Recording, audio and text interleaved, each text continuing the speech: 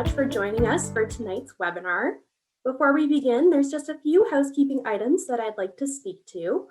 So just to start things off, I'd like to note that all of our participants, except for our hosts and our panelists, have been muted for the presentation portion.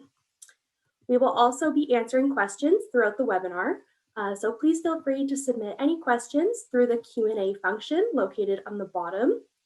Alternatively, you can also use the chat. We will be monitoring that as well, and we'll be just posting some links that might be helpful in understanding everything you need to know about Orillia. The Q&A function does work best. It just allows us to really monitor and answer the question directly, either with text, or we can also answer it live. We'd also just like everyone to be aware that we are working from home, so you might notice some unexpected and unavoidable noises in the background, so just bear with us if that does happen. Lastly, I'd just like to note that this webinar is being recorded. Awesome. Thanks so much, Jess, for getting us started. Tonight, we are so excited to be showcasing one of our two hometowns. Tonight is all about Orillia, Ontario. And before we get started, I want to do some introductions so you can find out who's attending this webinar with you. We're going to have a chance to get to meet some of you as well shortly, but let's jump off and see who is helping us out tonight on the panel. So hello everyone, my name is Jessica and I'm an undergraduate recruitment advisor for Lakehead University. I am also a Lakehead University alumni. I graduated from the Orillia campus with my honors Bachelor of Social Work. I'm not originally from Orillia. I actually moved up to this area to pursue post-secondary. I'm from the small town of Waterford, but I absolutely fell in love with the campus and the community, and I just decided to make it my permanent home. So I'm very excited to share my experiences with all of you and hopefully provide some insight as to what life looks like in Orillia. Fantastic. Thanks, Jess. And my name is Tori White. I'm the recruitment coordinator out of the Orillia campus. I'm not a Lakehead grad, but I'm a Lakehead mom. My youngest child is just finishing up his second degree at Lakehead University. And so from the parent end of things, if we have any parents on the line tonight, I feel your pain. I've put 3 through university and college, so I can definitely help with the parent perspective of things. Now, I also chose to live in Orillia as well. So I made the trek west to east, almost 6 years ago now, specifically for this opportunity at Lakehead University and the opportunity to live in the beautiful city of Orillia. And I'll tell you, I moved from Calgary, and a lot of people would be like, you're doing the opposite to what everyone else does. Normally everyone goes from Ontario out west, and I went from out west back to, into Ontario, and I love everything that Orillia has to offer, and looking forward to kind of sharing some of my favorite spots and the things I love about this area of Ontario as well. I'm going to pass it over now so we can meet some of our other panelists. Hi everyone, my name is Erica. I am in my 6th year of the concurrent education program here at Lakehead Orillia. Similar to Jessica and Tori, I am not originally from Orillia. I'm from a town called Sydenham, which is just north of Kingston. But I too decided to make the trek up this way, and have also decided to kind of plant my roots in Simcoe County. So yeah, nice to see everybody here. Hi everyone, my name is Melanie. I am an alum of Lakehead Orillia as well. I graduated from the Interdisciplinary Studies program just this last year. I had disciplines in criminology and psychology, a concentration in international conflict and human rights, and a minor in English. So I had quite a wide variety within my degree, and I really loved that freedom to be able to study what I loved so much. And really, I loved Lakehead Orillia so much that I decided to stick around. So now I am a student center professional on the Orillia campus, and I'm really excited to be able to show you my enthusiasm for Orillia and its wonderful campus. Here we go. Hi everyone, my name is Jacqueline Busick, and I am the Media Communications and Marketing Associate here at Lakehead Orillia. Fun fact about me, I actually was raised right here in Orillia. So I didn't come to Orillia for post-secondary. I actually left Orillia to go out to post-secondary, but then I came back, and I have been living in this community for a very, very long time.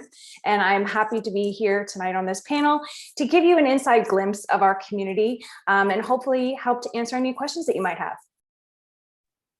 Awesome. So you can see we have so much experience with living in the community, choosing to live into the community as well. And we're really excited to talk a little bit about all the things we love about Orillia and our campus. And before we get started, there's a poll up there. So I'm hoping that you've had a chance to kind of have a look at this poll as well, to see kind of where you're from. So we kind of wanted to know where you're from and who you are, so we can get to know you a little bit better as well. So there's a number of poll questions up there. So I'm just going to end that poll and we'll just share those results as well. So you can see that we have a bunch of people from Simcoe County, a number from the GTA, from other places, Ontario, from outside of within Canada, and also from international as well. And we're going to just check another question for you. So we want to find a little bit more about you. So who you are. So what describes you best? Are you a Canadian citizen? Are you an international student currently in Canada and studying in Canada? Are you an international student studying outside? And I'm hoping you can see the polls. I can't see anyone in the polls. You can see them. Awesome. Everyone is being like, yeah, Tori, we can see what's going on out there. So this is sometimes when you're hoping like tech things are working, because what I can see is often very different than everyone. So if you have a second to share some of those poll results or post in the poll, that would be fantastic. If you can tell us who you are, just so we can learn a little bit more about you. I don't know. I don't think anyone can see that poll because we have no one in that poll. And so I'm just going to stop sharing that one. And let's just see if we can find a little bit about. There we go. So can we see that one? We're good. Yes. Okay. So this is what happens. We did a run through of the webinar just before we went live this evening. We were playing around in the polls and we just came into a little bit of a technical issue. You know, this is how we roll. This is kind of how we figure things out. So I'm sure my colleagues were posting notes to me in the chat, but I have way too many boxes open on my screen right now. I'm not touching anything that does not need to be touched. So this is telling us a little bit of where you are. So are you in high school? Are you in college? Are you in university? Are you other? We're not going to even ask you what that other is right now, because that's for you. And I'm going to share those results with you as well, so you guys can kind of see the breakdown of who's attending the webinar this evening. And we have one more poll that we're going to post. And this is, we just want to find out kind of where you're at in the application exploration process. So are you still kind of exploring post-secondary? And this is kind of to give you a little bit of a better idea on what maybe Lakehead is all about, and Lakehead Orillia specifically. Have you already applied? Have you applied and received an offer for admission? And if you have, congrats.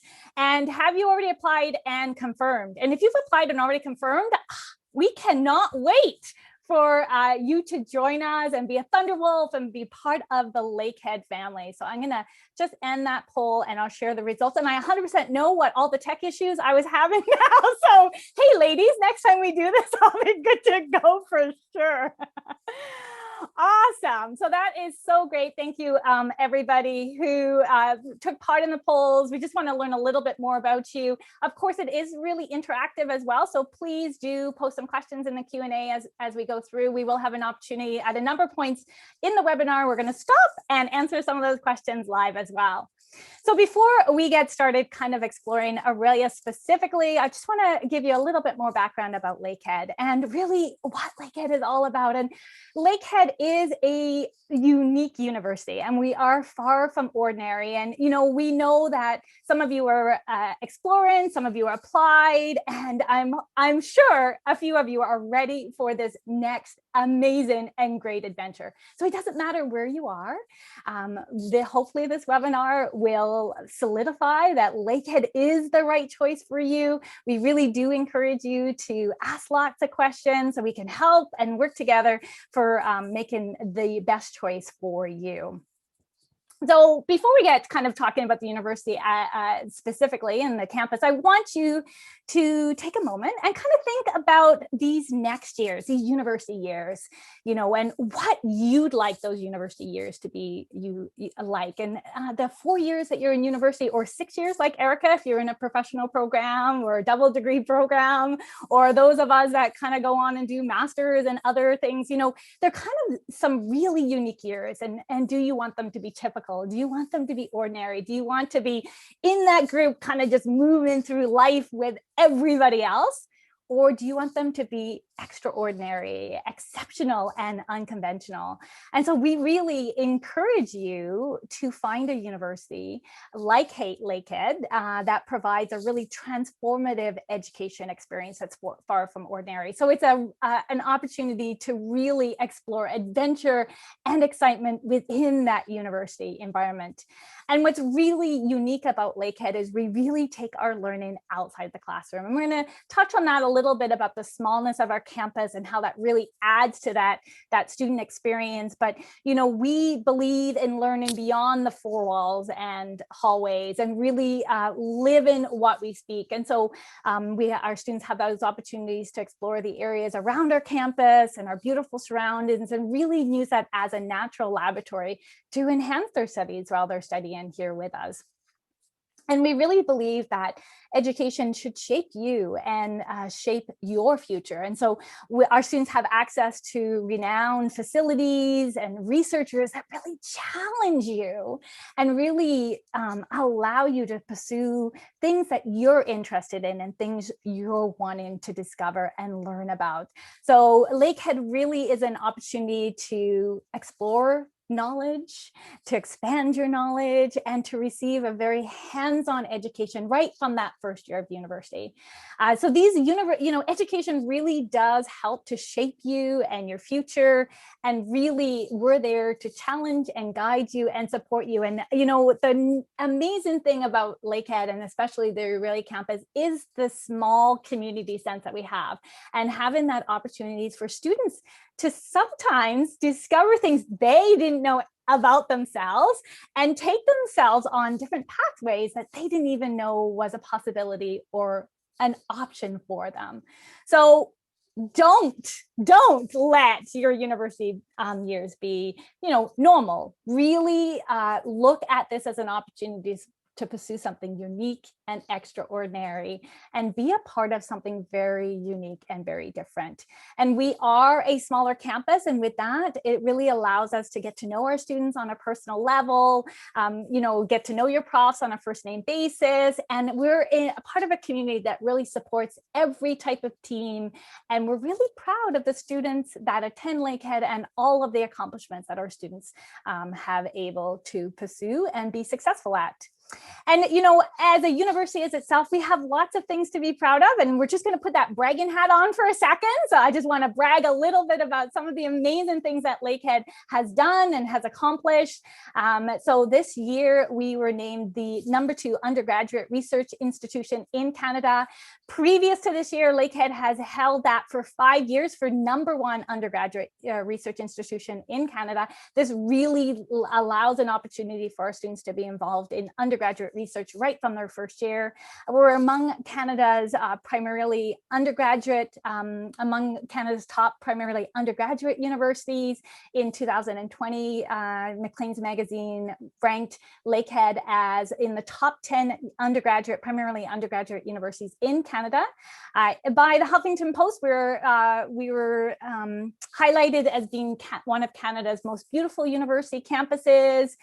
We've been ranked in the top 10 as most innovative universities in Canada, one of the hidden gem universities in Canada by Huffington Post. So you know what? Come and join our family, be a part of what we have going on. And we are so excited about welcoming you to the Wolfpack. All right, so now it's time for us to explore the city and campus that we have in Orillia. So I'm going to hand it over to Jacqueline to really tell us more and really introduce the community. But just before I do, just remember that we are monitoring the Q&A. So if you have any questions while we're talking, please feel free to fire questions in there. Thanks, Jess.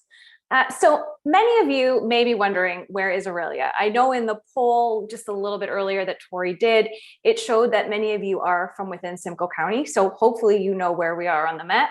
But if you don't know where we are, if you have traveled anywhere north along the 400 series highways, if you live here in Ontario to either Muskoka, you may have passed us. The city of Orillia is located within the county of Simcoe, and we are in central Ontario. What we like to call the heart of Ontario's lake country.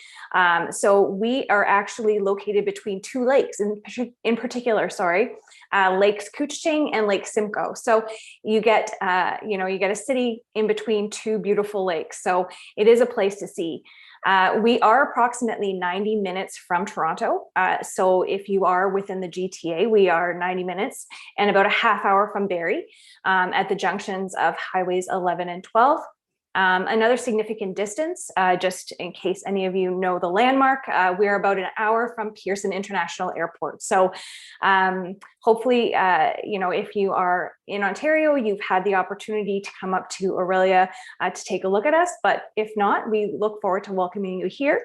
One of the other things that I wanted to mention is that we really consider the city of Orillia to be the gateway to cottage country. As you move north of Orillia, you'll get into the communities of Gravenhurst, Bracebridge, Huntsville that make up the district of Muskoka. So we are in a great location with access both to the city, but also to the Muskokas. So I did want to explore a little bit about the history of Orillia. So we are actually known as the Sunshine City, and it is the town in humorist Stephen Leacock's Sunshine Sketches of a Little Town. Say that a couple of times fast. But before it became the popular landmark of his book, since its early days, Orillia was known as a commercial center due to logging and rail links with Toronto and Georgian Bay. As I mentioned before, we are located on Lakes Couchiching and Simcoe, and that really connects to the St. Lawrence. It connects out to the Atlantic. So there are some logging routes that were founded back then. It was also initially founded as a village back in 1867, and it became a town in 1875. Some fun facts that we discovered, because everybody wants to know a little bit about the community that they live in. William Tudhope opened a blacksmith shop back in 1864 at Andrew and Colburn Streets, which is actually where the city of Orillia is located right now. And Erica is going to explain a little bit later in this presentation where our Heritage Place Faculty of Education is located. So there's a little bit of fun fact and tie in a little bit of our history to our campus. In 1866, Thomas Mulcahy, who I want to say it might be his daughter or his some relative along the way, who's actually turning 100 this year, launched his mercantile career in dry goods with the opening of his California store. So Mulcahy and his sons were responsible for the construction of many of Orillia's dwellings and commercial buildings, which most of them still stand to this day along the main street. Across from us on Lake Couchiching, John Thompson opened his Longford Mills sawmill in 1868, using Orillia sort of as the shipping base. So as you can tell, we have a long-standing history of really logging and rail links. In the 1900s, we were one of the most bustling towns in Ontario. Many of the commercial and residential buildings were erected and still standing. If you've ever visited the city, you'll notice that they're red brick trimmed with limestone that was quarried from the Longford Mill. And you can actually see some of that in the picture that's on the screen right now, which is actually the current Orillia Opera House, but it was the original City Hall.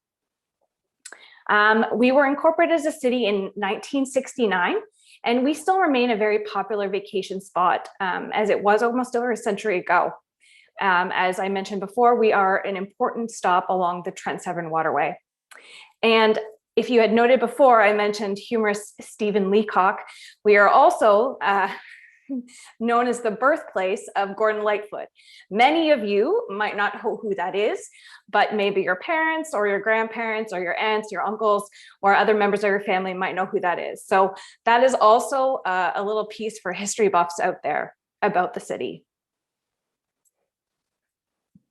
So I think I'm going to move on a little bit to what you can do. So one of the things that we get asked a lot is what is available for us to do in Orillia? You know, we have a population of over 31,000 people. And as I mentioned, access to several cities, Barrie being the largest to the south of us versus outside of the GTA, but then also up into the Muskokas. So you have Gravenhurst, Bracebridge, Huntsville. We have actually an exciting downtown. If any of you have been here, we have a great waterfront, which Tori is going to cover in a few minutes. We actually just recently opened the Orillia Recreation Center, which is a huge opportunity for students here at Lakehead Orillia. They have the ability to access athletic facilities within the city center. And we are also working on an urban renewal project that includes residential living spaces downtown. So that's great for us. But we also, outside of that, have some great local restaurants, some great boutique shops. And actually, if many of you might, and I'm actually going to open it up to our panelists just to kind of add some flavor after I finish this. But over the last few years, we've seen a great surge in some new local restaurants. We have Rustica Pizza Vino, Kensington Burger Bar, the Common Stove just opened in the summer. There's some oldies but goodies, you know, Theo's Eatery. We're talking the Thai Plate, the Shack out by Lake Simcoe. There's so many opportunities. Plus, if you're into craft brewing, maybe not you, maybe your parents or other members of your family, we actually welcome the opening of 2 craft breweries here locally this summer. One is the Couchiching Craft Brewery, which is actually right downtown, and then Quail's Brewery, which is actually out off of Highway 12 towards Coldwater Midland area and right by Mount St. Louis Ski Hill. So there's some great opportunities for you. If you're looking for shops, we have that too. My personal favorite and one I've been shopping at since I'm, you know, too old to admit how young I was, is Kahuna Surf Shop downtown. It is a staple along the main street. And if you get a chance to come to Orillia, I would highly suggest stopping in to see them. But, you know, out by us in Westridge, we also have retailers like HomeSense. We have a Winners. There are some other big box stores out here. So there's an eclectic mix of new and old, but that's also what makes Orillia a really great place to be. So those are some of my favorite spots. But I want to also open it up to Mel, Tori, Jess, Erica. What are some of your favorite spots downtown? I can go first. So I absolutely love the Orillia Farmers Market. I frequently go there pretty much every Saturday, especially in the summer months.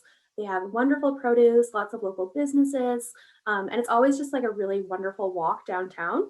So it's located right by the library and the Orillia Opera House. So you also get to enjoy some of the beautiful architecture that Jacqueline mentioned.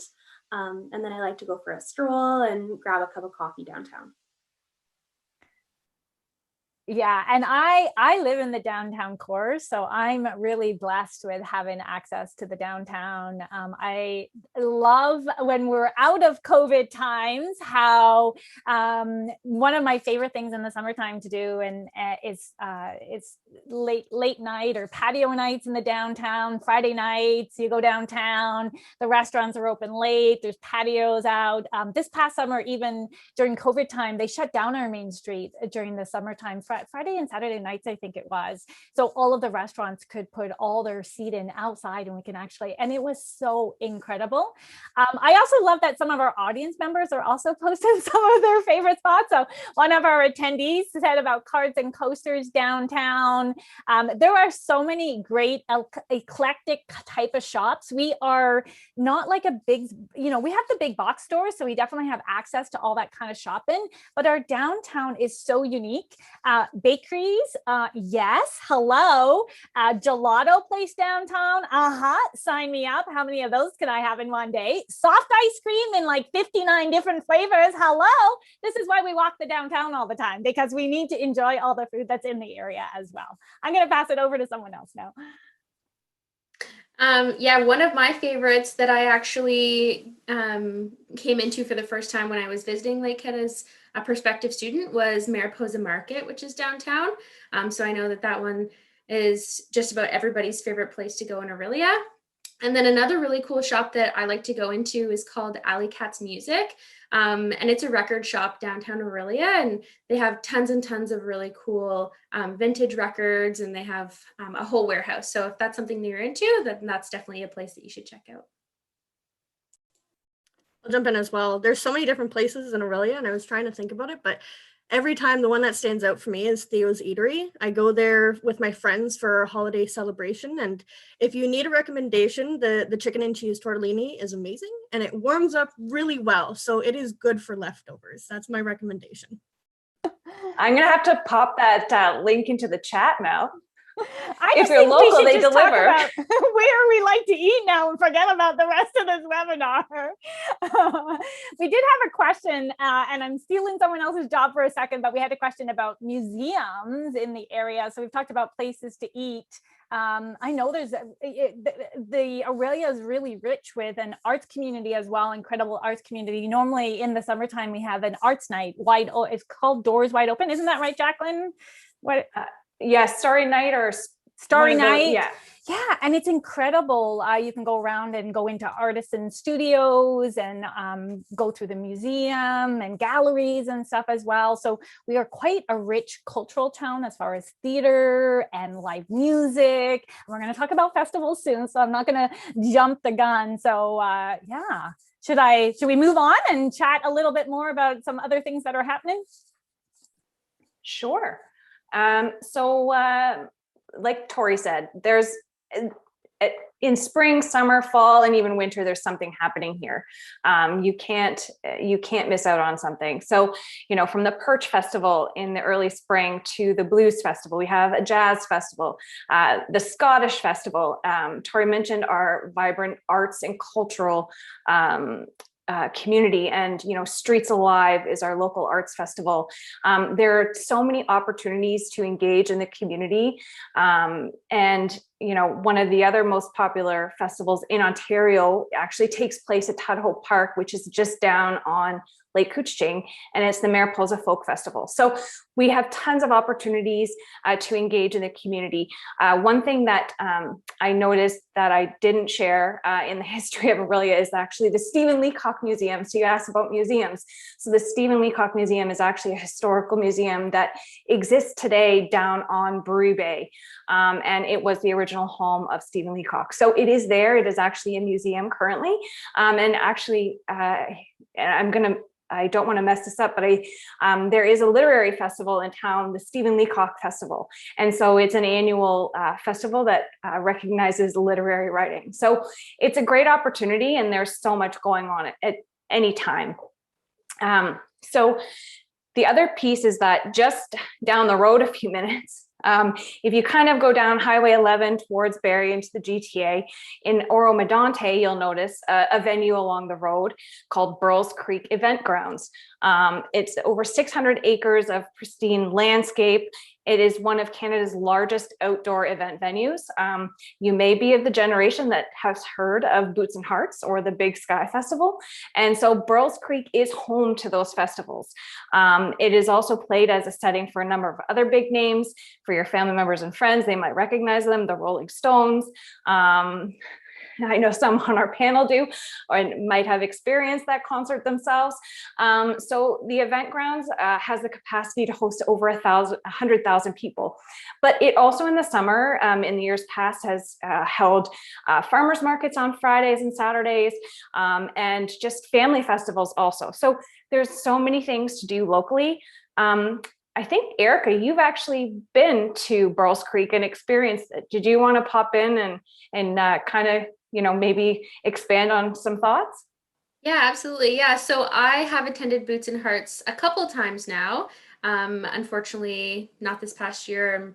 We'll see what the upcoming summer brings us, but it's an incredible venue, and I know they've hosted a few festivals there, but Boots and Hearts, for example, is one that they run really, really spectacularly, and they have quite a few stages, and it's very close to Orillia, which is really, really awesome. So I know for myself, coming from a little bit further away, previously from north of Kingston, I would typically come up a couple days early and spend some time in Orillia in the summer and catch up on all of that kind of fun stuff before moving over to Boots and Hearts, which is about a 15-minute drive away from our Lakehead campus in Orillia. So it's super close, very convenient. So if you're in Simcoe County, I'm sure you've been around, but definitely something that I would recommend. Anybody else entered any festivals? Mel, did you go to one? I mean, it's hard to follow Boots and Hearts, but I've gone to the Scottish Festival. It was a lot of fun. They had like a parade through the downtown Orillia core, sheep herding. There's a marching band and a lot of fun activities, but it was definitely not Boots and Hearts. One of my favorite ones, and I've been to quite a few in all 4 seasons, with hosting winter festivals and stuff as well. But and we're going to talk a little bit more when we get into the waterfront. But the waterfront annually hosts a Christmas in June. Is it Christmas in June or Christmas in July festival? Look at that. I'm telling you about a festival and I don't even know what month it happens in, but and I'm going to have to go check my notes now and figure this out. I'm just talking off the cuff, but it is fantastic because all the boats come into the harbor and they decorate the boats like Christmas, and there's Santa Clauses and lights, and it's so cool. It's super hot in the summer, and all these boats from all over the place coming through the Trent Severn waterway system and coming through the canals and into the harbor, and yeah, it's kind of fun. So there's really never a dull moment. People think that we're a small community and there's nothing going on here, and I would have to say it's the complete opposite. If you want to do something, there's typically always something going on, from live music to museums to arts and culture to sports to festivals. It's really a hub of lots of activity. And you were right. It is Christmas in June. I think I covered it because I said June or July. I thought it was Christmas in June, and then I was second guessing myself, and it was Christmas in July. Anybody else have festival stories that they want to share before we head on? I'm going to take that as a no. Awesome. So we've talked a little bit about the waterfront, and I talked about Christmas in June, which takes place. And I'll tell you, I've had the privilege of living in 5 different countries around the world and lots of different provinces across Canada, and I've always lived by water. And so when I had the opportunity to come to Orillia and move to Orillia, it really spoke to my heart because I love being close to the water and the activities that the water brings us as well. Jacqueline talked a little bit about kind of our location, that we're close to Simcoe County, within Simcoe County, and we've got Lake Simcoe and Lake Couchiching, and we really are the hub because we're part of the Trent Severn waterway system. And so you can really go anywhere on a boat from the port of Orillia. So if you want to travel north, you can go through Lake Couchiching, and then you can head into Georgia Bay and into Lake Huron. And if you want to travel south, you go into Lake Simcoe and through the locks into Lake Ontario, and then connect into the St. Lawrence Seaway and into the Atlantic Ocean. So there's so many opportunities, and really having that waterfront is fantastic. And it really, I think, gives a great sense of our community as well. I was down on the waterfront this weekend walking, even in the wintertime. We were talking about talking to some colleagues about how cold it was, but it's just another place to kind of go and enjoy all 4 seasons. And we've touched on a little bit about how active and how busy our community was. And the next little bit I'm going to tell you is going to sound kind of crazy because we're in COVID right now, but in February last year, so just actually a year ago from now, Orillia was home to the 2020 Ontario Winter Games. And this was a huge festival, and Jacqueline will remember this, and lots of other people on the panel, because we were, Lakehead was a sponsor, and we were involved in lots of the events and stuff was going on. And, you know, for those of you that are outside of Ontario, this is the province's largest multi-sport winter event, and it takes place every 2 years. And it's a great platform for amateur athletes to be involved. And our city last year hosted over 3,500 participants from 27 different sports. And this was athletes in the range from age 12 to age 21. So really speaks to kind of the diversity and how active our community is. Now, I have a couple of favorite spots. I spend a lot of time in the water, sometimes by choice, sometimes not by choice, depending on what activity I'm doing.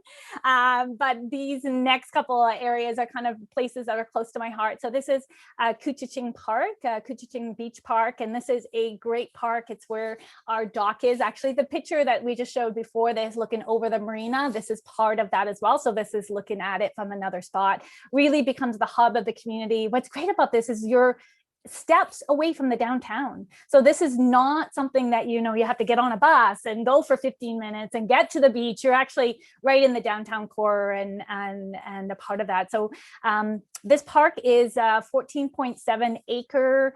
So many different events happen here as well. So really a great opportunity. So it has the Port of Orillia. We have Frenchie's hot dog stand down here, which has been operating since June 3rd, 1920. So it's really a historical operation operating. How many of you guys on the panel have had food at Frenchie's? Yeah, there we go. Everybody's ate there. So there's a lot of really great things going on within the port, and lots of things to do within the beach area as well. So in the summertime, you can rent, kayaks, paddle boards. There's lots of things going on. This is where kind of our Canada Day festivals take place as well. So really great place to hang out. And one of my other favorite spots is Tudhope Park. And I was here this past weekend hanging out there. It's a walking distance from the downtown, or a quick bus as well. And what's great about this park is it's an active park. So Jacqueline mentioned this is where Mariposa Festival normally takes place. They did just announce that they've canceled Mariposa in person for summer 2021. Big sad cry there, but hopefully it'll come back with a vengeance for 2022. But this is a incredible park. It has slow pitch pitches, grass. I don't know. Someone else help me out here. Not that's not my area of sports. So slow diamonds. I don't know. Let's just go with it. So there's the Moose Beach swimming area here. It's 65 acres, and it's got volleyball courts, swimming areas, baseball diamonds, flower gardens, splash pad, a fantastic trail. The rowing club rows out of here as well. This is where I put my kayak in the summertime, because it's a great place to drive down and get your kayak in. It's a really great protected beach, and there's a fantastic walk-in trail around the beach as well. So really lots of ways to stay active. And I know we're kind of talking about summertime when most people aren't attending school, but there's lots of stuff going on from September to April as well.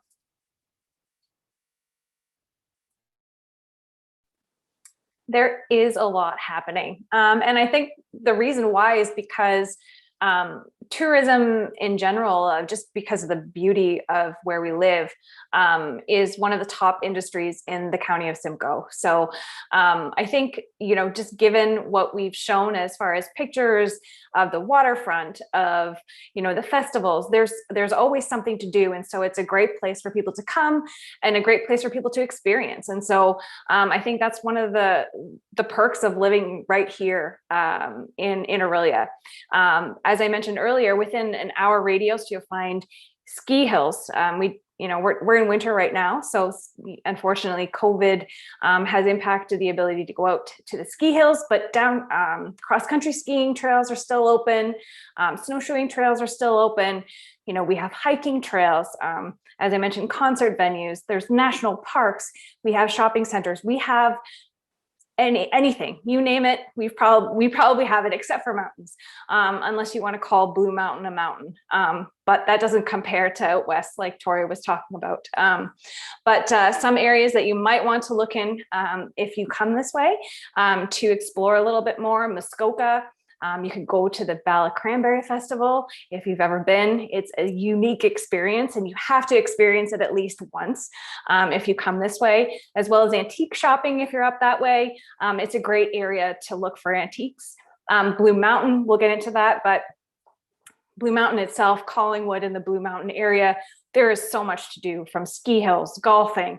They actually have some great restaurants within the village. Barrie, it is one of the largest growing cities in Ontario right now. So it's a great place to be. And then of course, Toronto. I mean, Toronto's 90 minutes from here. And unfortunately we can't go there right now, but it is an easy bus ride. And even the GO train, you can get that in Barrie and head down to the city. So there are plenty of opportunities to explore the county of Simcoe. So as I mentioned, Blue Mountain and Collingwood and Blue Mountain area, one of the 3 nearby ski resorts. So there's Blue Mountain, Melanie will touch on Horseshoe, and then we also have Mount St. Louis. Blue Mountain has over 40 runs with a variety of difficulty to suit anybody. You'll find me on the bunny hills being pulled up by that little escalator. Yes, I'm not a professional skier. But if you're not prone to the ski hills, they also have other opportunities for year-round adventure. You can go canoeing, kayaking. They have treetop climbing, scenic caves, an immense number of golf courses, snowshoeing, snow tubing, and an indoor water park if that's your jam. There's also the Scandinave Spa, my personal choice whenever I head out that way. It's a great place to kind of relax and unwind on a beautiful weekend. It's especially gorgeous in the snow in the winter. If you ever have the opportunity to experience the Scandinave Spa in the winter, you should. If you prefer the après ski, Blue Mountain area is also widely known for cider houses. It's got some great craft breweries and some vineyards as well. So there's plenty to do in the Collingwood and Blue Mountain area. And I know that I've forgotten something. So if you are from the Collingwood and Blue Mountain area and you have some great restaurants that you can think of, pop them in the chat. I'd love to hear them, because it's a great opportunity for us to also get out and explore things that we've never experienced before. Yeah, I'll touch on Horseshoe. I will say that I'm also not a great skier. I went one time in elementary school, and the biggest panic was not the ski hill, it was getting off the lift. I would sit there and be like, oh, just please land on your feet when you go off. So I'm with you on that one. So Horseshoe, I've been there quite a few times. I've gone tubing, which is a photo there. I've gone treetop trekking, zip lining, you name it. I've pretty much done it all at Horseshoe. It's about 15 minutes from campus, and I'm originally from Barrie, so about 15 minutes from Barrie as well. It's a family-friendly Ontario ski and golf resort. It has 4 seasons of fun, as you can see. So it has Nordic trails, snowshoeing, back biking, as Tori has taught me what that is. If you know that, good on you. I had no idea what that was until yesterday. Hiking and biking trails, restaurants. There's also a spa there as well. So pretty similar to Blue Mountain, just a bit of a shorter drive from campus. So there's something for everyone there.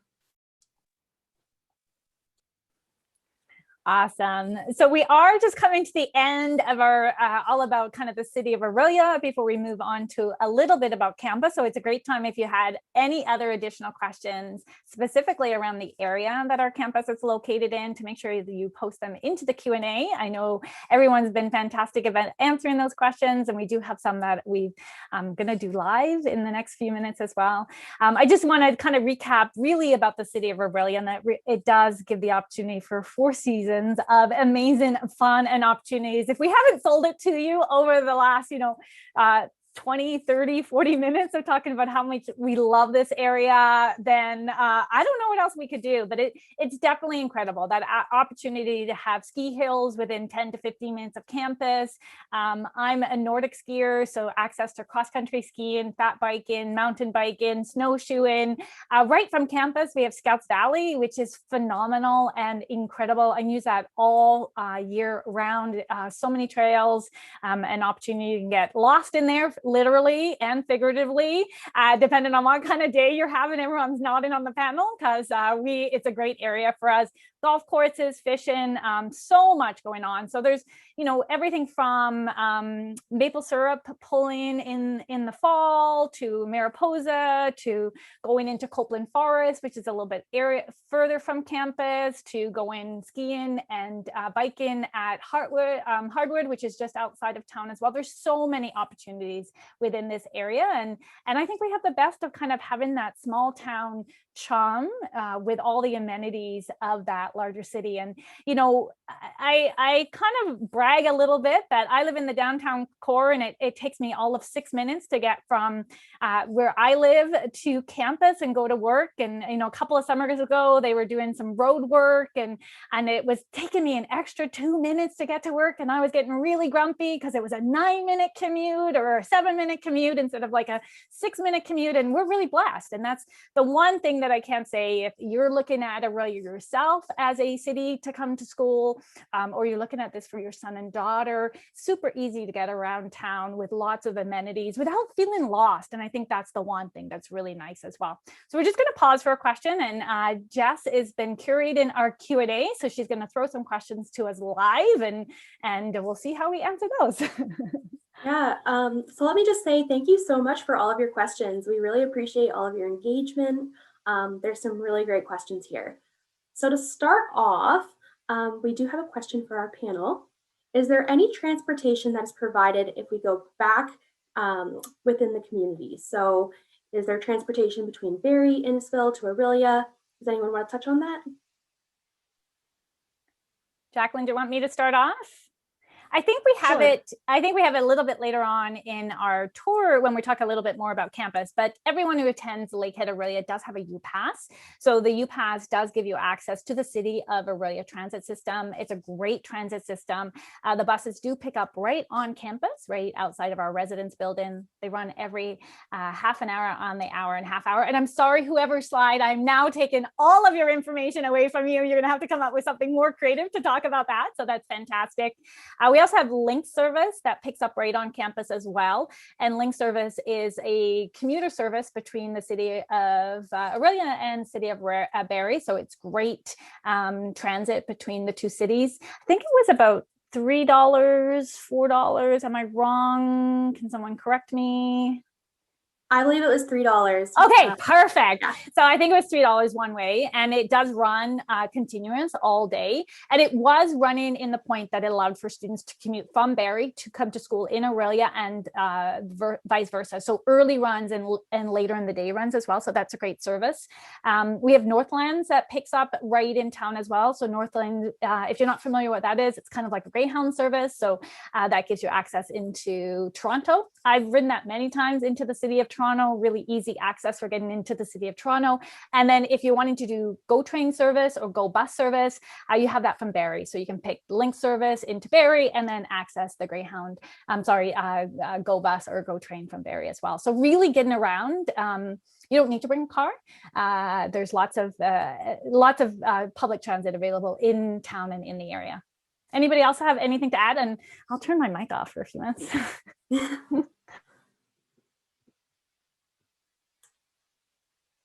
So just moving on with a few more questions. A lot of the questions are campus specific, so we'll try and answer those throughout the presentation, and then we'll readdress at the end. But one question that keeps coming up all throughout the Q&A is about recreation. So we mentioned like outdoor fitness amenities and the new recreation center. And it looks like everyone's just looking to learn a little bit more about fitness. So as far as fitness on campus, we're just in a situation that we're just kind of readjusting right now due to COVID and some changes within the community. And so what we did have previously available on campus for students as far as recreation is in a transition right now. And we don't have an update available on what that transition and what that new system will be for September 2021.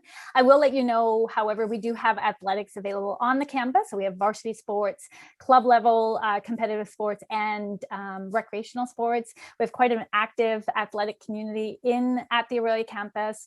And we do have a small gym on campus as well. So you have access to, I think there's treadmills and ellipticals and what is that? Weights? Weights. Sorry, I was trying to motion instead. You can tell that none of us have been in the gym for the last 12 months, right? Like this is the non-gym people now. So there is a lot of ways to stay healthy on campus, and we really do make use of that. A ton of lots of equipment you can use as well. We've had yoga running on campus before. And we will touch a little bit more kind of on campus rec. I think I just stole someone else's talking points as well. Melanie's giving me the evil eye now, so I think it was Mel's that I stole. Perfect. And so we will have an update as we have a new partner and new opportunities for our students to stay active with fitness, but there is lots of other fitness facilities either within walking distance to campus or within the community as well. And then just another question here is about memberships and student discounts. So when it comes to the different places that we mentioned and what students can expect. Erica, Mel, Jess?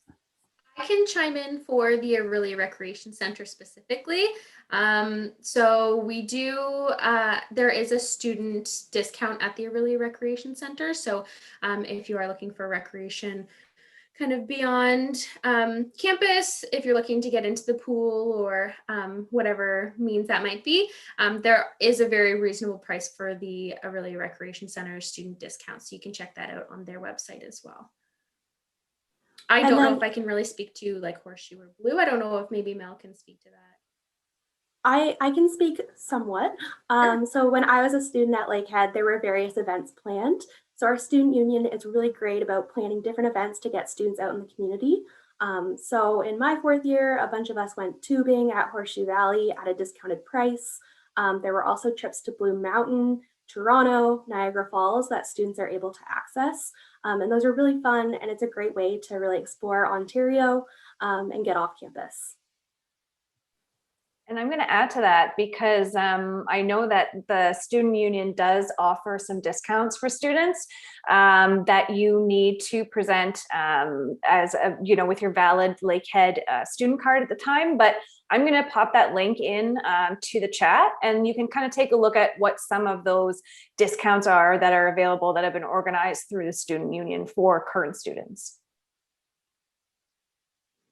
And then just one last question about the weather in Orillia. So if anyone wants to touch on the climate, what you can expect.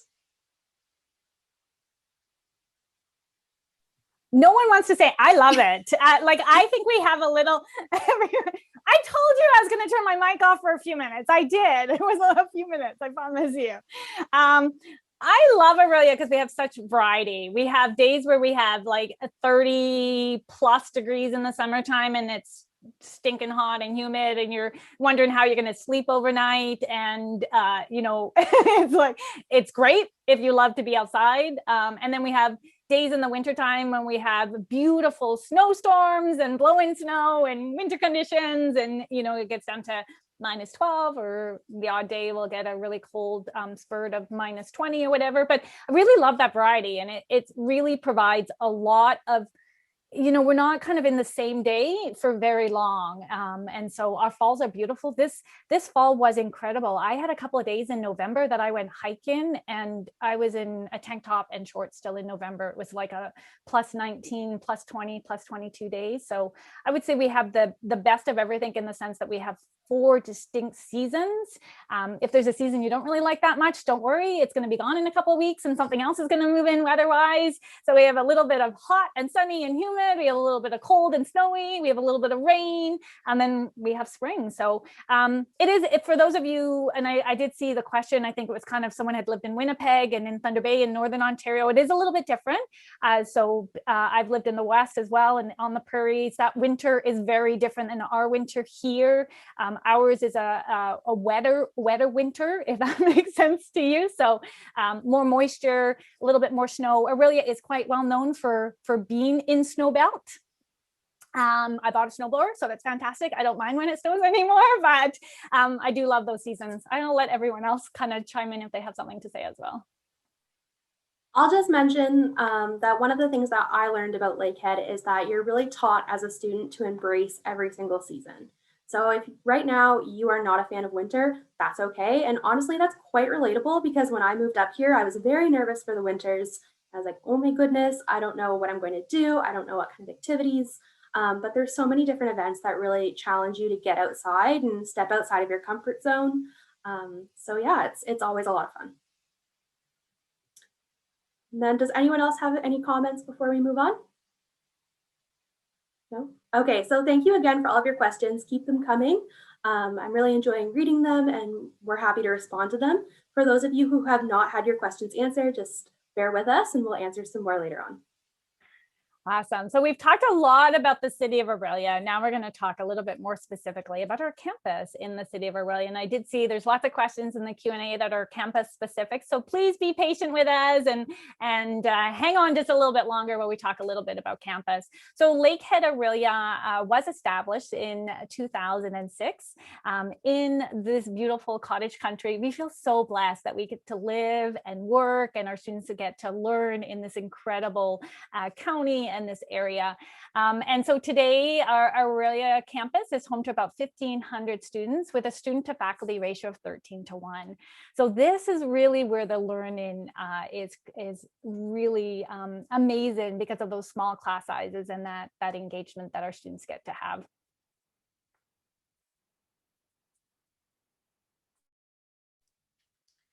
So pictured here is our downtown campus for the Lakehead Orillia campus. So this is our Heritage Place campus, and that's where we house our Bachelor of Education primary junior students. So for myself in the concurrent education program, I spent my first 4 years at Simcoe Hall, the last picture that we just showed you. And then the 2 final years of my program are here at this campus. So this campus is located just adjacent to our main street downtown. It's super close to the Port of Orillia and all those downtown amenities, which is super awesome. I did live a little bit closer to the main campus on University Avenue, and I can attest to the fact that it is a very quick drive or a bus ride over to the Heritage Place campus. So having the 2 campuses is kind of a nice feel. Our Bachelor of Education campus is definitely more of a professional kind of setting, in my opinion. That's why we have them over here at Heritage Place. So it is a 2-floored kind of setting. On the lower floor, we do have all the spaces where our courses are held, and upstairs we do have our learning commons. We have all of our staff and faculty offices, and our library is located there. We have a library on both campuses. At Heritage Place, we have one tailored to our Bachelor of Education students, which is a huge asset for us. Okay, you don't want to take this photo at face value. This photo is quite old, if I'm going to be honest. This is before my time, even at Lakehead Orillia as a student. So looking at this photo, it looks like there's a lot of open space around us at the university campus. But really, we actually just can't keep up with the development that's happening around us. So our university campus was built in 2010. And since then, there's been hundreds of homes built. You'll see in the next slide that there's development literally right across from campus. We have a Costco that's across the way, so I love to go get their poutine because it's cheap and delicious.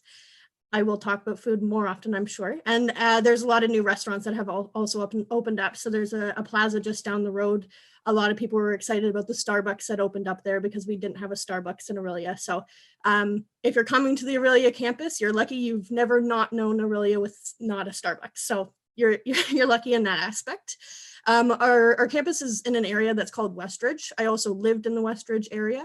It's on the west side of town, and it takes about 15 minutes from campus to get downtown. So if you caught a bus, it's about a 15-minute bus ride from campus. And during orientation, which is end of August, so August 29th to September 1st, I think, you get a student ID card. And on that card, there's a sticker bus pass that you get as well. That's included in your fees. And that sticker lets you ride the city bus for an entire year. So from September 1st of this year, 2021, till end of August next year, 2022.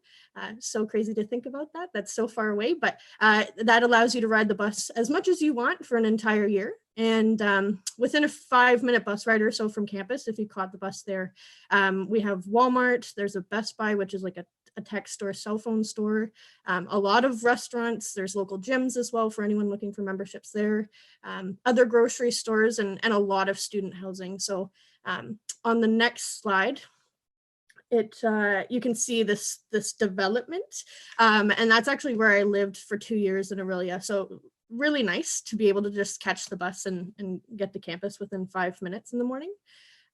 So there is a lot of different open spaces around our campus.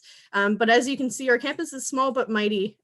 It's known for our welcoming atmosphere, our innovative programs, and a small friendly community, which I'm sure you'll hear repeated a little bit in this section, because that's something that we really pride ourselves on. So the entire campus is fully certified as a LEED facility, which is a leadership in energy and environmental design facility.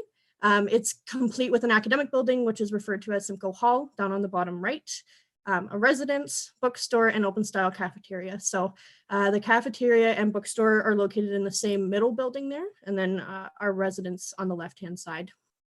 The environmental features related to the LEED facility include a green roof. So if you look on the academic building, we do have a green roof there. We have a geothermal energy source. We have water collection ponds. So between the cafeteria and the bookstore, there are water collection ponds.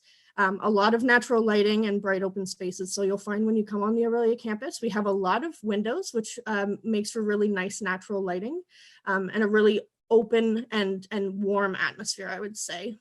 And I'll also note that our campus, our main campus, is located on 85 acres on the Orillia West End. So you see that there is a lot of open land around us as well. So a lot of nice fresh air on the campus.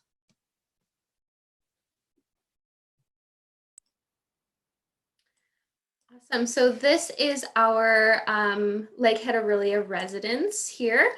So I won't go too in depth in regards to living on residence, because we'll be talking all about residence on our May 4th webinar focused on on-campus residence and housing. But there are a few things that I will highlight for everybody tuning in today. So in regards to academic success, studies have shown that you will perform better academically living in residence. You'll have access to our libraries very easily, our tutors, computer labs, and professors. You'll always see them around campus in the cafeteria, walking through the halls. Everybody's very accessible.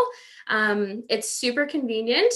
So like we were mentioning with that weather earlier, on those snowy and blowy days, it's very convenient to walk right across the little walkway from residence over to Simcoe Hall for your classes. So you're just steps away from your classrooms, your recreational facilities, the cafeteria, and social spots all over campus, which is really nice. You don't have to waste any time commuting.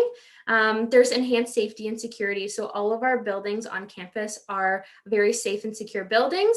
We do have 24/7 security on campus, and our security staff do nightly rounds. They're all certified in first aid as well and always available.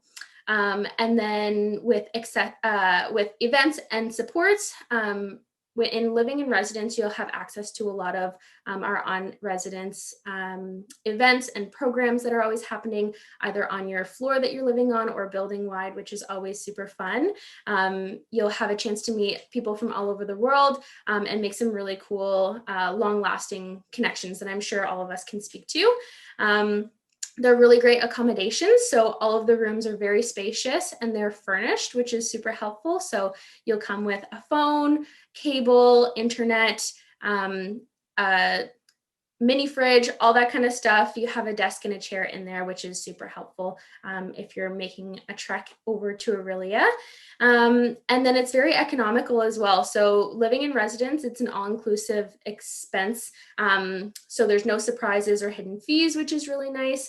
Included in that is your residence meal plan, if you're choosing to live on residence. So that's super helpful, very convenient as well.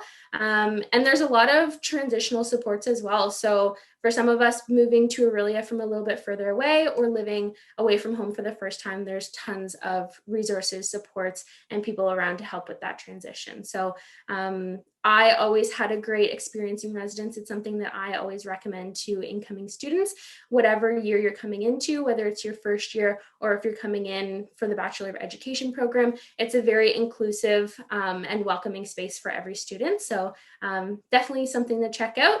And like I mentioned, that on-campus residence and housing webinar is being held on May 4th. So check that out if you're interested. I'll also touch on that for a second, because for me, I came from Barrie and I did stay in residence. So I thought just because I'm going 30 minutes from home doesn't mean that I shouldn't have that residence experience. And I don't regret that for a second. It does cost a little bit more in your first year than living at home and living with your parents. But I would say that that was really the stamp for me to start my Lakehead journey and gain some independence and also make a lot of really great friends. So residence was a lot of fun. Also on the Orillia campus, you do get that full Lakehead experience. So you walk down the halls, you know your classmates, and you actually get to know your profs pretty well too by name. And you become part of something that's really different from any other institution. So Lakehead Orillia is a growing campus, as you've seen just from the development that I was pointing out. Even within our campus, we are growing quite steadily. And so you would play an important role in shaping student life on the Orillia campus. So for me, I think my biggest class size was 150 students, and that was my first year psychology course. But by the end of my undergrad, I had class sizes that were less than 20, I think, probably even less than that. And I think that benefits you because then you get to know your professors by name, you feel more engaged, and you feel more comfortable participating in class and asking questions. So you get this tight-knit feel from the Orillia campus. I had a lot of really wonderful opportunities from the Orillia campus being so close together and knowing each other by name. So I was able to work with the criminology department to do research. I was encouraged by staff and faculty to become an orientation leader. And I really gained a lot of confidence because of this small campus feel. And so I am serious when I say you get to play an important role on shaping student life on the Orillia campus. There was a lot of things that me, and I'm sure Erica and Jess can talk to this as well, where you were the first student to do this or the first cohort or something like that, which is really, really cool to speak to as well.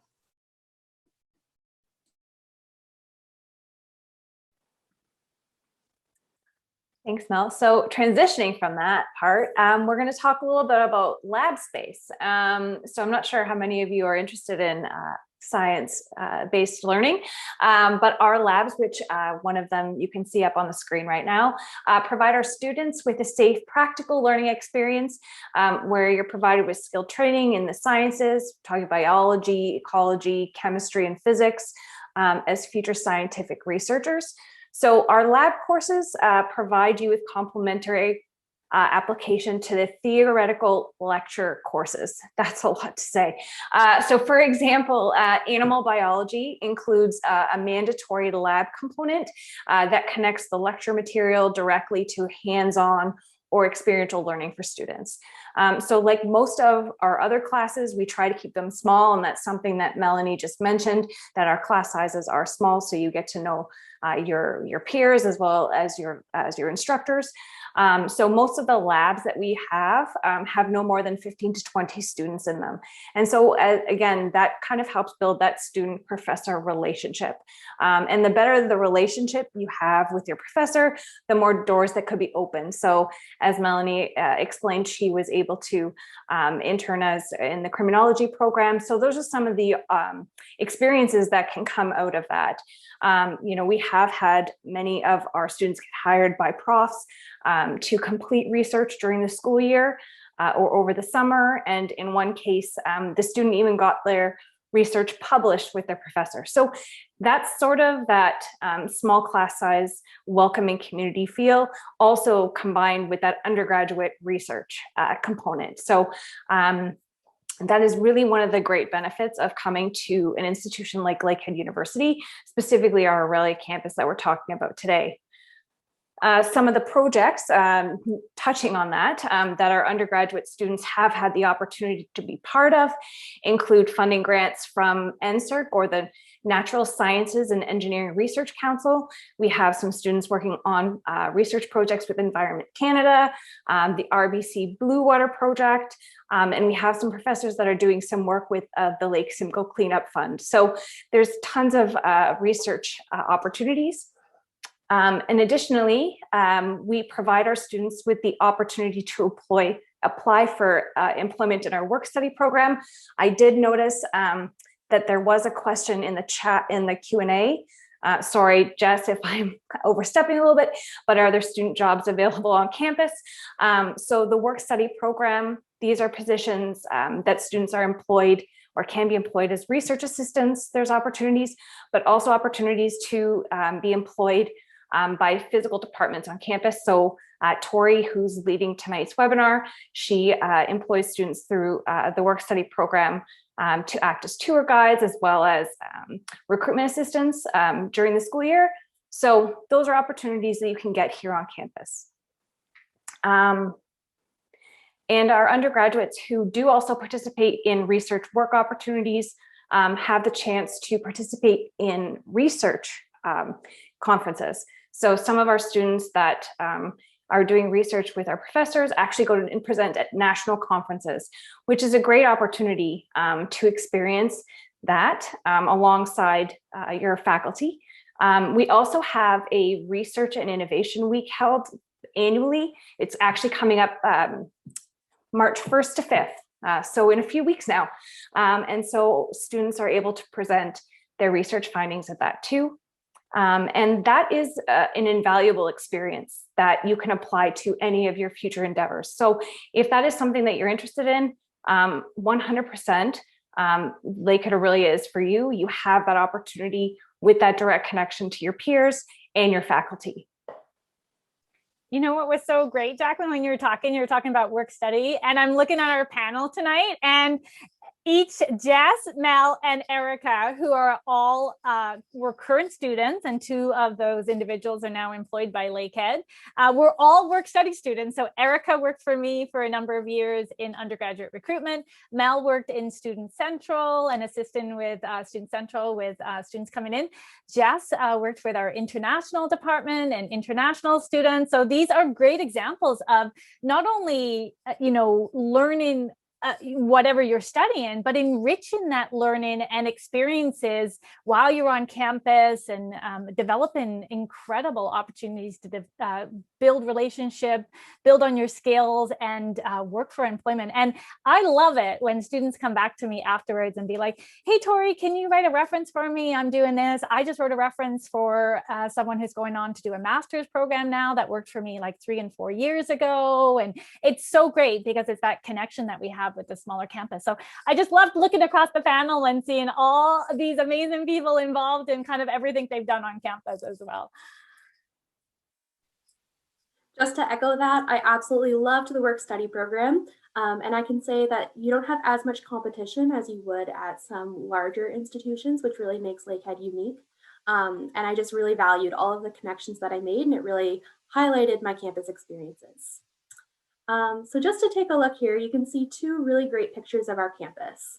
So on the left-hand side, this is our Learning Commons. So it's a really big, bright, open space, and students gather here at all times of the day to study, chat, mingle. I'm sure both Melanie and Erica can back me up here when I say I spent a lot of time in this Learning Commons. There's lots of computers that are available for student use. There's also a computer lab that backs onto this, as well as some student study rooms that you can book online. Those rooms are really great if you have a group project or if you just have an assignment that you really just need time to focus and no distractions. I booked those out quite a bit, and some of my greatest memories were made there. Also within the Learning Commons, you have access to our library, and our library is really great. The staff are phenomenal, and they're constantly helping students. So if you're struggling with a research paper, Chris, Jason, the guys there, they'll get to know you by name, and they'll help you find resources that are super applicable. So it's really unique, it's a really different atmosphere, and really convenient for student use. On the right-hand side, you can see our largest lecture hall. So it has wonderful technology, and again, it's a really big, bright open space. And surprisingly, the chairs are pretty comfortable and they also swivel. So if you're like me and you like to fidget during lectures, comes in really handy. So again, really exceptional facilities and just a really great environment.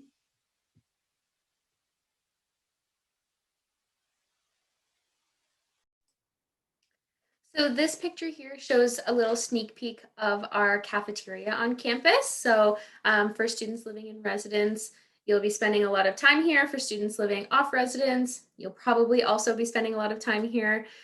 So our cafeteria is one of my favorite parts of the campus. Because our campus is such a unique size, like we mentioned before, it is such a community feel.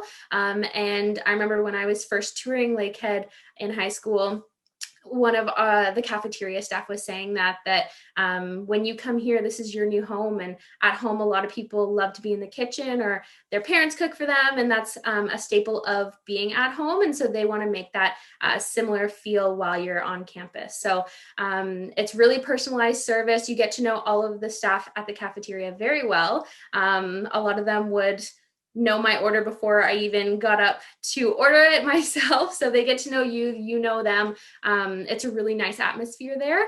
Everything is made in-house and made to order. So for anybody with any dietary restrictions, allergies, sensitivities, anything like that, just make them aware, and then they'll keep that in mind. You don't have to keep reminding them because they'll know who you are and get to know all of that with all of our students. And all the food is sourced and purchased locally, which is really comforting to know as well. So it's very comforting here. For students living off campus, you're more than welcome to access the cafeteria as well. I know after I moved out of residence, I had a lot of time spent here. You can also get an off-campus student meal plan as well, just for the nice convenience of being able to swipe through and not having to pay cash or anything like that. So this is one of my favorite parts of campus. I know we all have our favorites from the cafeteria, but if you do get a chance to visit campus and get to know some of our staff, that's definitely a super special and unique relationship that you get to build. We did have a question in the live just to talk a little bit about the food on campus. So we're just going to open it up to panelists regarding kind of memories or what's the food like? Is it typical type of university cafeteria? You get your mashed potatoes popped on the tray and you keep moving forward. I know, Erica, you've talked a little bit about that experience, but Jess, Melanie, please add some comments as well. So one thing that I really liked about our cafeteria is there's actually a salad bar. So if you're interested in wraps, paninis, or like a nice fresh salad, they have really great produce and they'll like actually make it right in front of you. So you can choose all of your ingredients, and it's a nice healthy option if you're not looking for classic cafeteria food that you imagine in your head.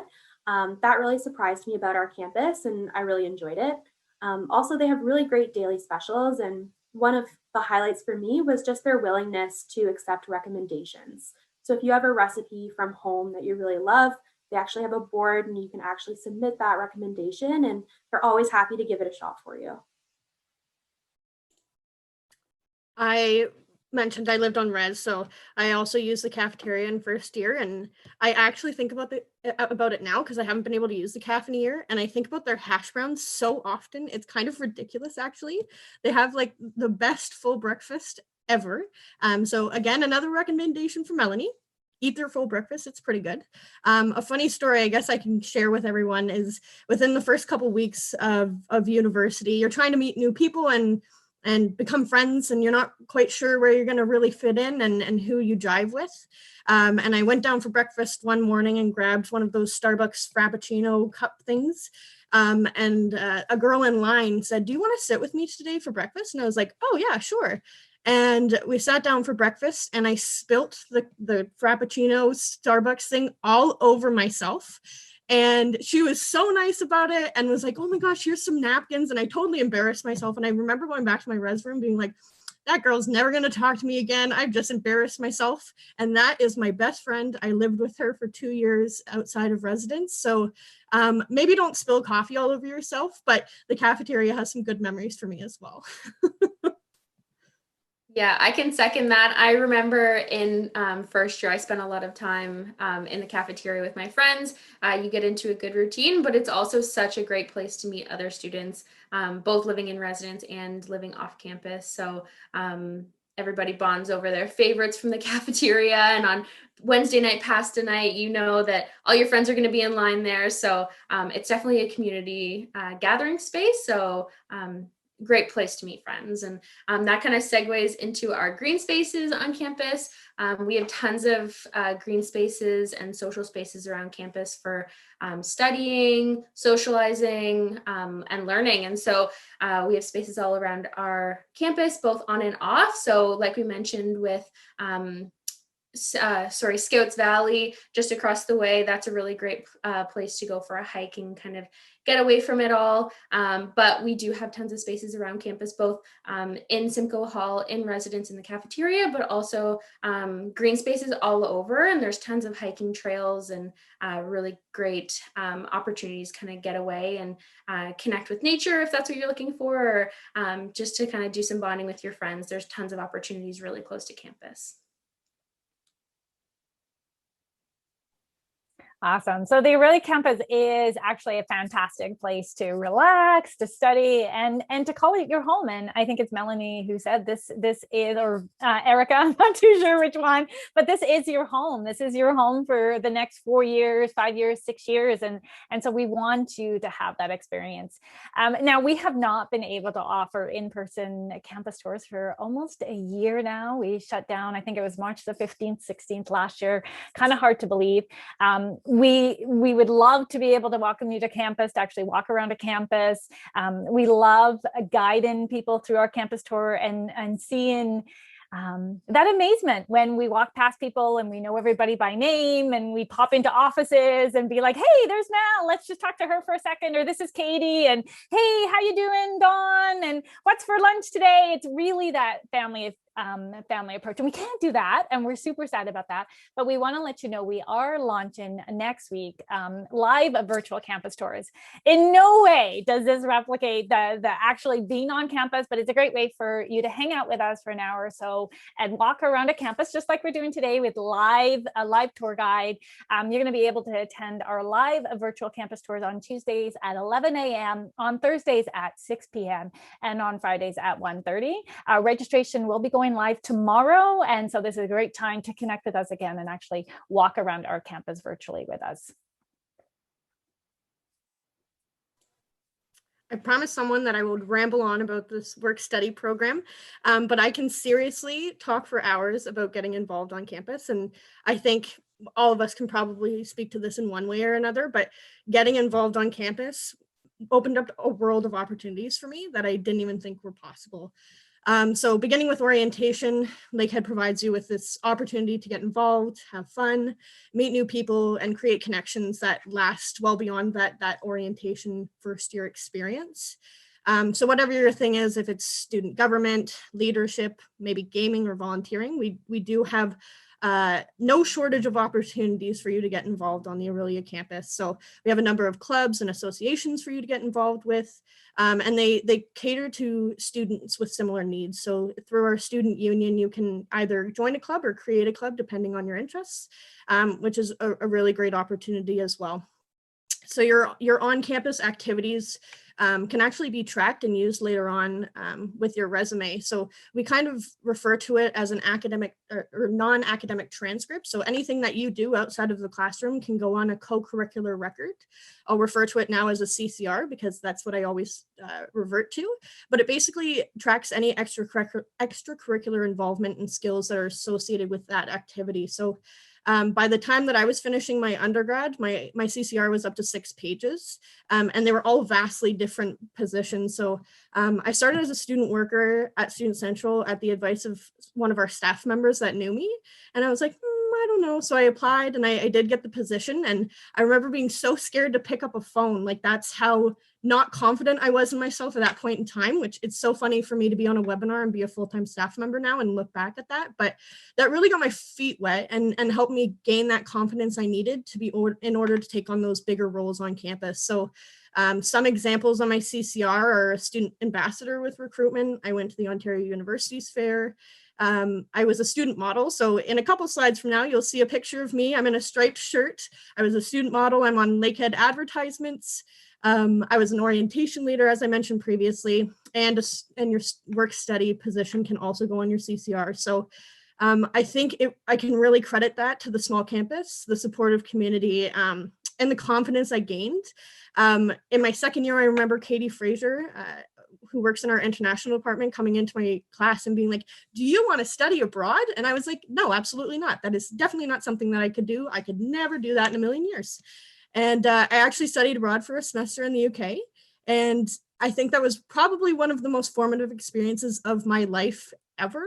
So I think my long-winded spiel here is get involved in whichever way you want to and whichever way you feel comfortable, because it really does get your feet wet. You get to see kind of the back end of how Lakehead Orillia runs, and you get these really great connections. I know Jess and I know Erica personally, not just from classes that I took with them, but from my other extracurricular experiences. So I'll cut myself off there because getting involved is something that I'm very passionate about, but I really encourage you, if you do come to Lakehead Orillia, come chat with me. I am happy to tell you more about any opportunities that are available and apply to work study if that's something that you're interested in, because it's more than just making money, and it's more than just a job. It really does help you gain confidence, build your resume, and make better connections in order to take on different roles within the university. Okay.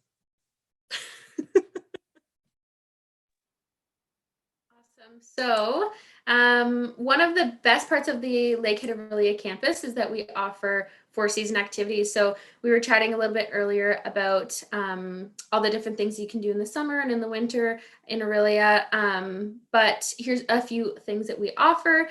So a lot of our activities and clubs and sports are all happening throughout the year at different times. So like I mentioned, we're just steps away from Scouts Valley, which is a super awesome hiking trail area.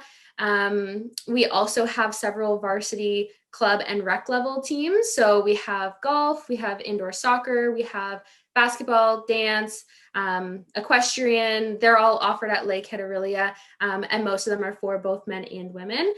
So Lakehead Orillia is a member of the Ontario Colleges Athletic Association, so the OCAA, and also the Canadian Collegiate Athletic Association, so the CCAA.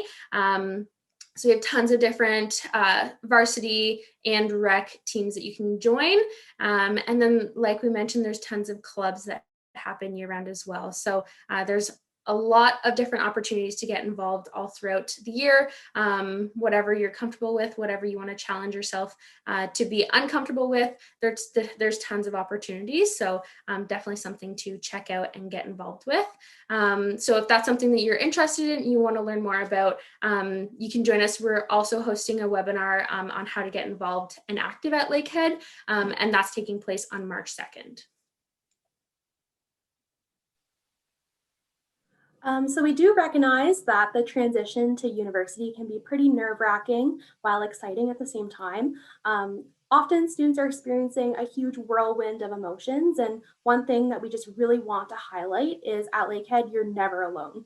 So hopefully throughout this presentation, you've really gotten to hear what a great community this is, and how wonderful and important you are. I know that as soon as I walked onto campus, I felt extremely valued, and I felt like my role actually had meaning, which is really wonderful. So as it's been mentioned, you get to know everyone on campus. You'll know your professors, you'll know academic advisors like Melanie, and you'll know all sorts of different professionals who are there to help you, and they'll know you by name. So just a few different supports that I want to highlight. We have different academic advising, skills workshops, we have tutoring and peer assisted learning, we have a math center, a writing center, career counseling, resume help, and we also have different job fairs and career fairs. So in the big learning commons, you'll have different employers set up ready to hear from you and meet you. So you really are prepared for success post-grad, and really you're just part of the community as soon as you accept your offer, and that's really wonderful. So just before I get into the questions, I do understand that we've taken up a fair bit of your time. So just in case anyone has to log off, I really do want to highlight that we are hosting a number of other upcoming events. So please continue to connect with us. We would love to hear from you. So we have a number of other webinars. So just check out our upcoming events online. We will also be doing chat with a recruiter, some faculty Fridays. We'll have applicant receptions. You can always book one-on-one meetings with recruiters. And we'd also love to see you at our March break events. So please do not hesitate to reach out if you have any questions or concerns. We're always more than happy to answer. So now I am going to go back to the Q&A and hopefully answer those last minute questions. So the first question here, wonderful question. Does anyone want to speak to what it's like to be a commuter student and living off campus, and how you can continue to stay involved and access those really great opportunities? Yeah, so I lived on campus for 1 year, and then I lived off campus for 2 years in Orillia in Westridge. And then I also lived at home for a semester. So I went abroad and I thought, I'm not going to sign another lease for another year and pay to hold a room that I'm not going to use for half a semester. So I lived at home and commuted for 1 semester. So I'm commuting from Barrie. I mean, some white knuckle drives, if I'm going to be honest, for some of the courses. But in terms of getting involved, it's very easy to get involved on the Orillia campus. As Jeff mentioned, there's not a whole lot of competition, and we're always looking for some extra hands with a lot of different things. So between work study or volunteer positions or getting involved with your department. And I think what really helps is if you start early. So if you start in your first or second year and see what you're capable of handling. I wouldn't say that go and join all the clubs and take on a student work position and try to do this, that, and the other, and then also trying to manage your educational and academic journey. But I would recommend getting your feet wet, seeing what you're interested in, and then going from there. So I did actually hold a role on campus, a full-time role on campus, and studied in my last semester. So definitely doable. There was some nights where I stayed at friends' houses because the weather was a little bit bad to drive back home, which is really nice as well. I made a lot of great friends. So in my 4th year, I could just say, hey, can I stay at your house tonight? But residence also allows you to stay overnight as well if you do find that that's an issue and you don't feel comfortable driving home. Within Orillia, it's super easy to get around, and a couple minutes on bus or on foot most of the time to campus as well. Awesome, thank you. I can definitely echo that as well. I did live off campus for a few years of my study, and I always felt involved. There's lots of different events that you can attend right after class.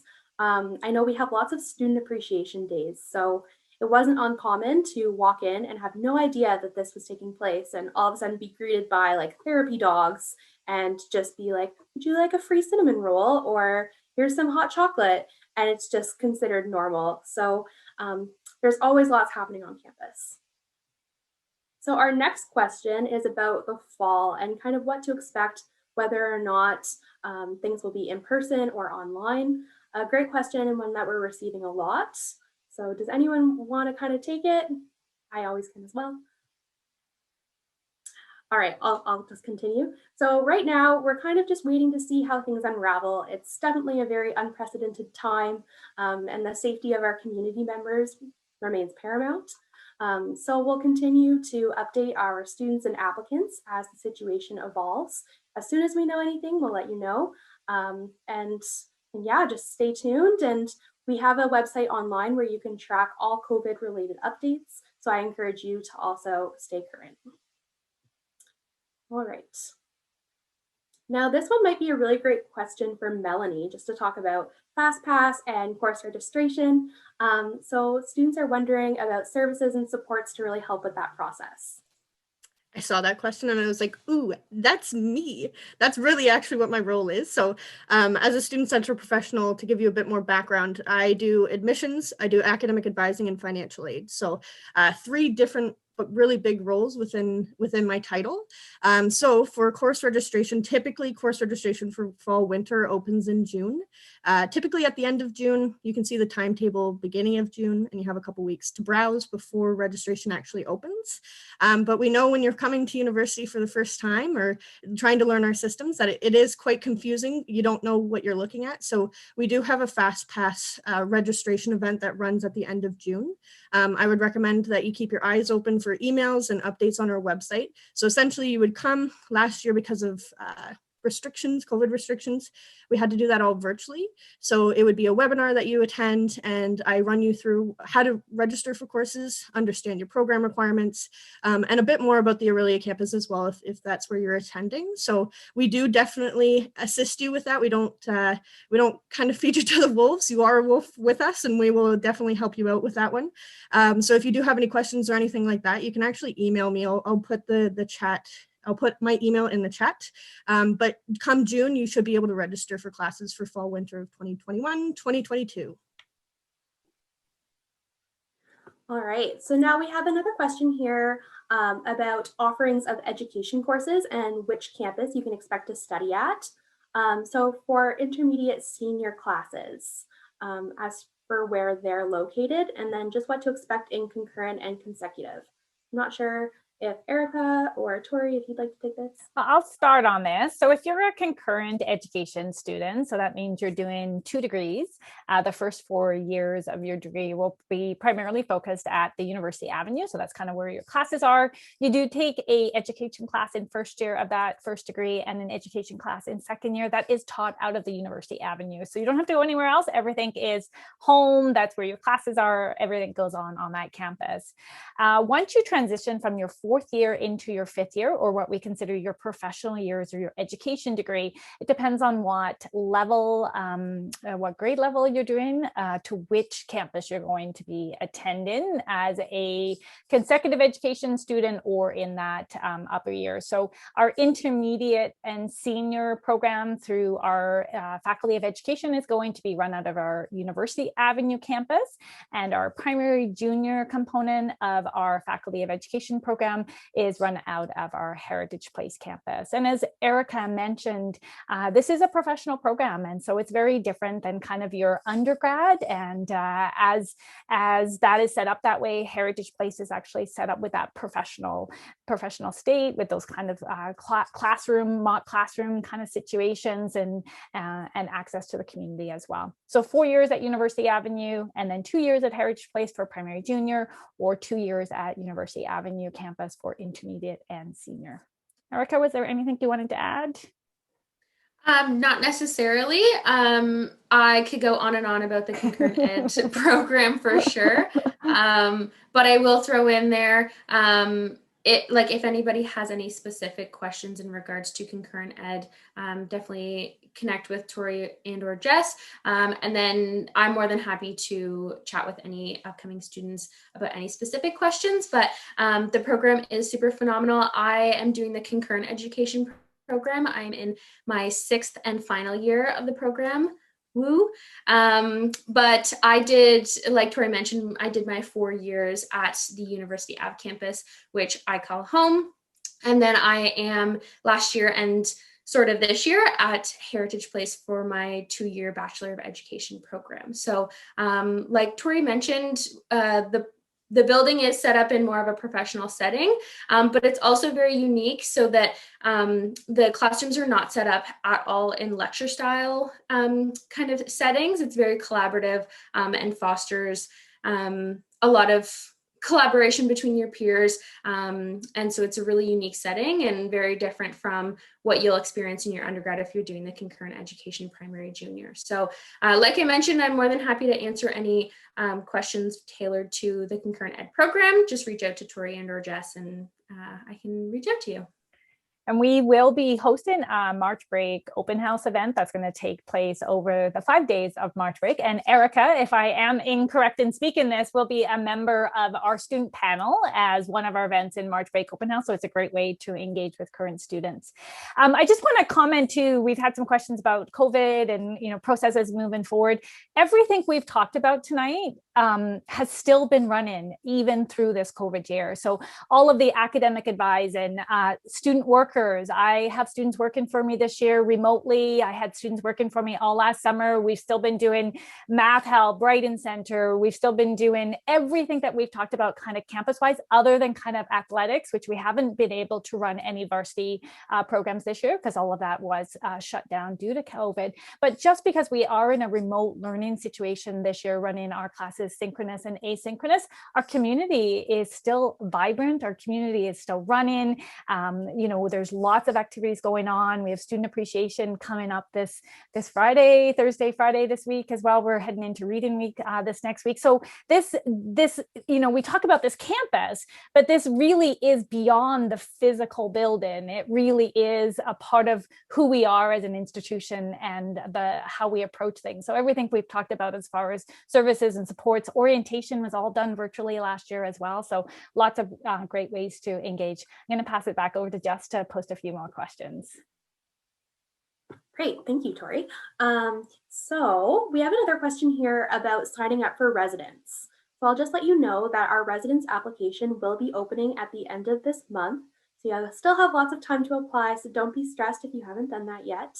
And just also a reminder, if you didn't see it in the Q&A, we are hosting a webinar all about residence on May 4th. So we would love to see you there and you can get to know more about what that looks like and the perks of living on campus. So we have another question here about parking and any parking related fees. So just as an alumni, I can tell you that there is parking passes available. So we are an environmental campus, which essentially means that we would prefer to see students really carpool, and we like to encourage that. There's lots of resources available to help students find rides and share and collaborate there. That said, parking passes go available in August, so you're able to access one there. You can park directly on campus, so it's just like a 2-minute walk, if that, to all of your classes, residence, and the cafeteria.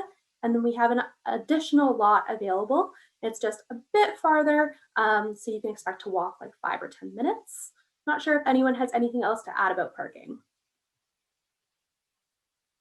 Yep. I will also just mention that there is parking available at the Heritage Place campus as well. It is separate from Lakehead University and it is through the city of Orillia. So if you're curious about Heritage Place parking, then you can reach out to Heritage Place staff directly or the city of Orillia to inquire about that.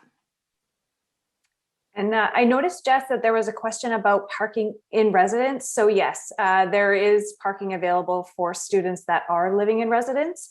I just wanted to follow up, and I popped the link to our parking and transportation pages in the chat.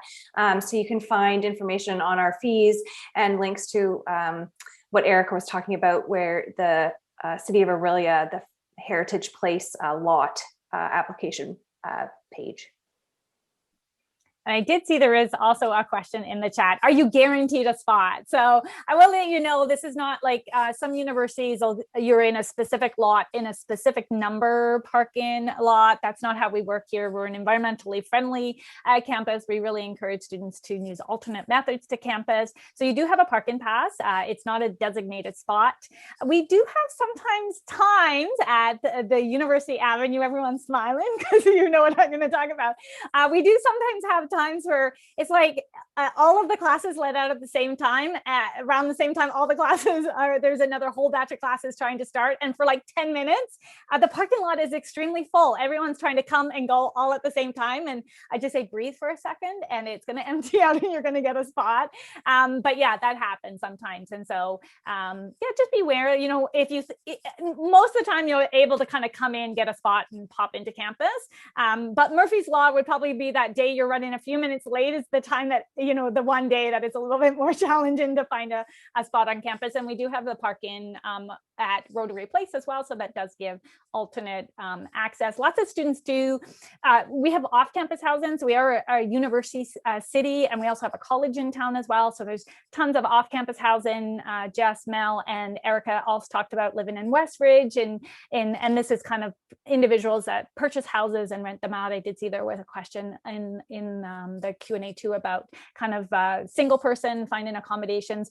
We do maintain an off-campus housing list as well. And so there's lots of everything from apartments to shared facilities, and lots of students will walk to campus. Erica, for one, was one that walked to campus. How many steps did you get some days, some weeks, Erica walking back? Erica works for me and she always walked back on campus. There would be a snowstorm and none of us sidewalks were plowed on campus, and there's Erica walking to campus for work.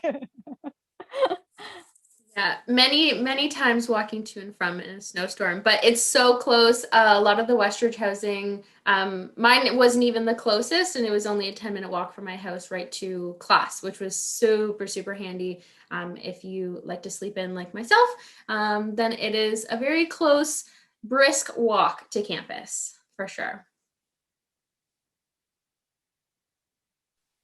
Awesome. And just before we move off the topic of parking and walking and transport, so the question as to whether or not you have to park in a specific lot, if you do buy a pass for Rotary Place, you do have to park in that lot.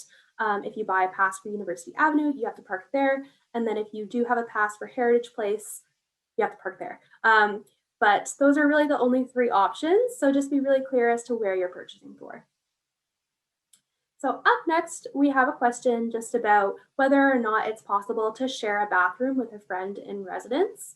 So just for those of you who don't know, all of our residence rooms are single. So you have a fully furnished room with a double bed and your own sink, vanity. It's wonderful. And then you share a bathroom with one other person. If you would like to share that with a friend, someone else who is attending Lakehead, that can certainly happen. So just when you fill out your application, you just indicate that you know someone else who is attending Lakehead and you would like to share, and they can set that up for you. But yes, definitely attend the webinar All in Residence because they'd love to hear from you and answer more questions. All right. And it looks like that's about it for questions. If there's anything else, please feel free to post any last minute ones or pop them in the chat. But otherwise, thank you so much for joining us this evening, and we really do hope to connect with you in the future. So Jacqueline shared the link for our upcoming events, so don't hesitate to check that out and register. We'd love to see you there.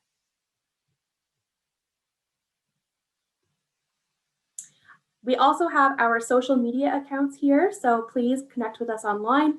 You'll see lots of great videos, student testimonials. It's great insight into what life looks like on campus. Awesome. We want to thank everyone for taking a big chunk of your evening today. We did say it was probably going to be about 60 minutes, but you can tell from the panelists joining us this evening, we're all talkers and we love sharing stories of our Lakehead adventures and passing those along to you.